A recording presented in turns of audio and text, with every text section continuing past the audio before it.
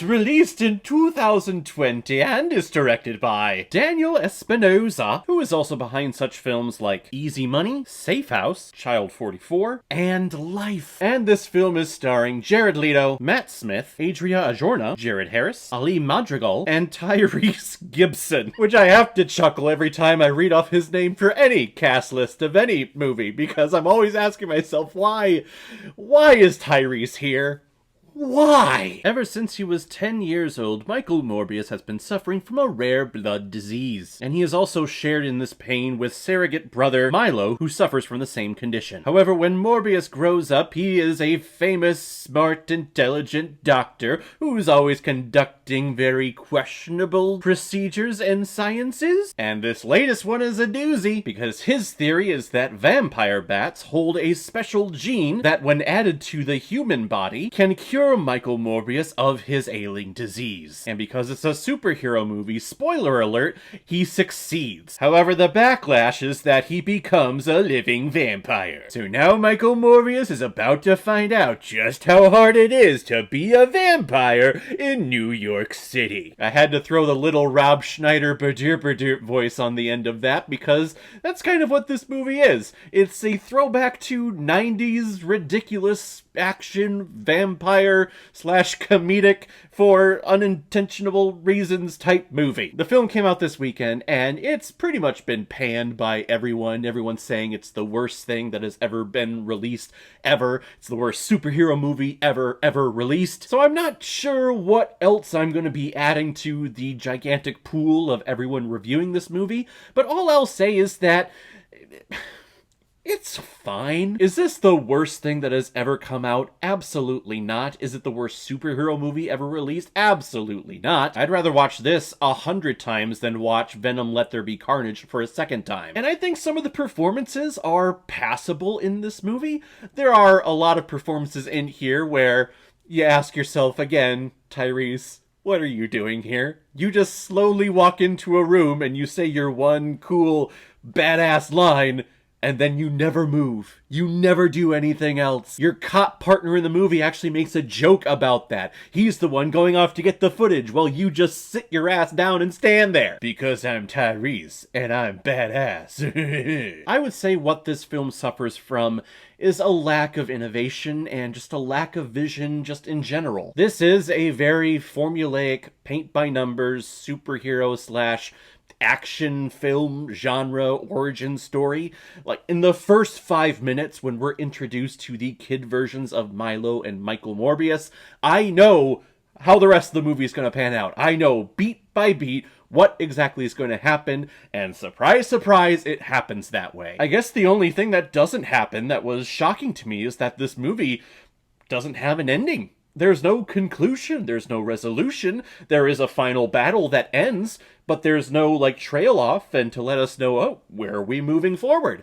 The battle ends, and he flies up, and we're done. Well, we have 2 post-credit scenes here, which have hit the internet, and the director has actually even talked about them before the movie was even released, and the critics are not lying with that. Those are 2 of the worst post-credit scenes I have ever seen, because they are specifically there to say, hey, we can be part of the MCU, but please, Kevin Feige, could we be?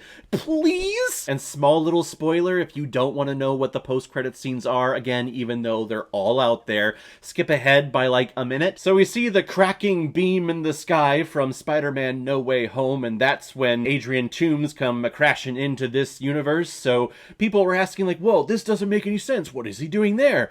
I'm assuming that there is something with the spell that Doctor Strange casts that not every person that knew Peter Parker was Spider-Man went back to their original time period and their original universe. So maybe that's what's going on here.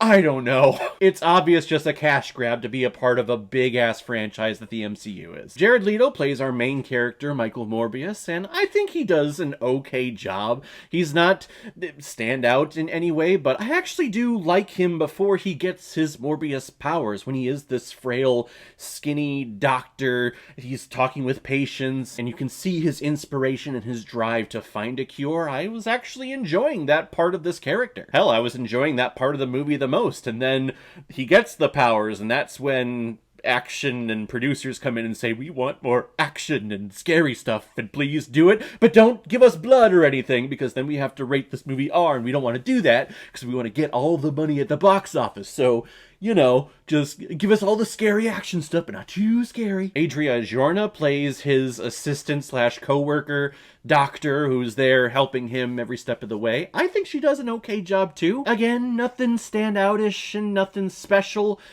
Maybe we'll see her for a sequel if this movie gets a sequel. Who am I kidding? This movie is getting a sequel. No matter what the box office is, we're seeing these characters again, because that's what Sony is just going to keep trudging ahead for. But the biggest standout, by far, obviously, it's Matt Smith.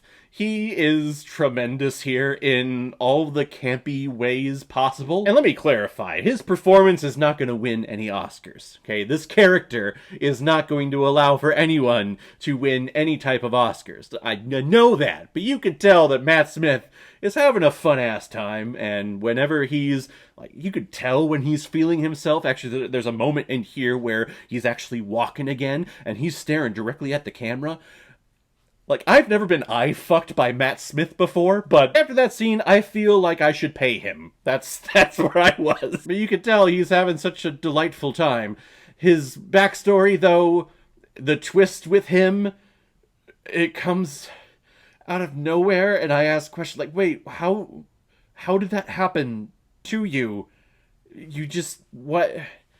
How did you do that by yourself? That is, okay, plot and reasons. The movie starts well, I think. It has a nice little establishment of these two characters when they are a very young age. We have a nice little tease of Michael Morbius. I think he's in Costa Rica somewhere in there, and that's when he gets all of the bats. All of that stuff is great. It's just after he gets the Morbius powers is when everything starts to fall apart, and you can tell that someone went in there and started chopping things and reshooting things and reordering things to attach this, or an attempt to attach this to an already established Marvel Studios MCU franchise. There is some blatant plagiarism, though, with Batman Begins. There's a moment in here where Morbius steps inside this bat tank, basically, and all the bats fly around him, ripping it off of when Bruce Wayne enters the cave as an adult and all the bats surround him and he's accepting his destiny as Batman.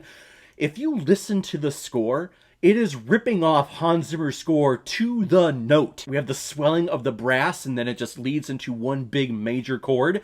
It's the exact same song, and I really want Hans Zimmer to watch this movie and say, excuse me, plagiarized, I'm gonna sue your ass. I really wish I could cut it and show you right now, but of course this movie just hit theaters, and I have no way of grabbing it and attaching it, but if you watch this movie, you'll see the scene, and you'll listen to it, and if you know Batman Begins a lot, you'll go, oh my god, that is the exact same scene with the exact same music. Is the movie flawed? Yes. Is it uninspired? Yes. Is it breaking any new ground? No.